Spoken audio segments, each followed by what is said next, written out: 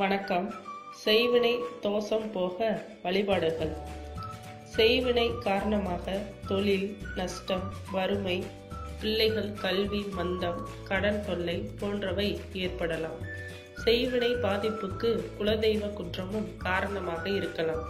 செல்வம் வரும்போது குலதெய்வத்தை மறந்து விடுவதே இதற்கு காரணம். எனவே குடும்பத்தோடு குலதெய்வத்தை 3 பௌர்ணமிக்கு நேரில் சென்று வழிபட்டு வந்தால் ஒருவர் செய்த செய்வினை உங்களை பாதிக்காது.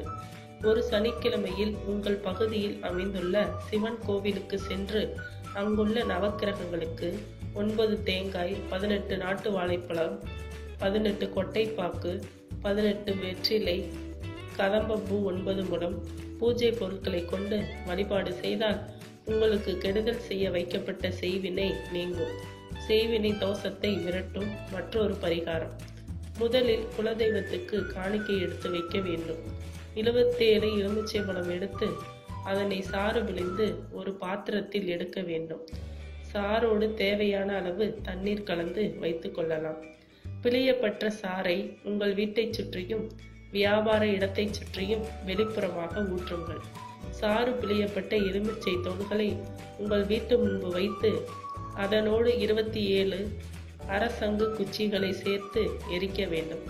அது சாம்பலான பின் அந்த சாம்பலை உங்கள் வியாபார ஸ்தலம், உங்கள் வீடு முதலிய இடங்களில் தூவி விடுங்கள். செய்வினை பறந்தோடி விடும்.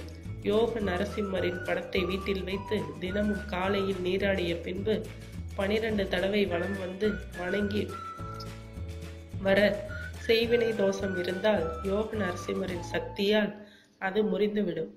மேலும் விவரங்களுக்கு எங்களது சேனலை சப்ஸ்கிரைப் செய்யவும். நன்றி.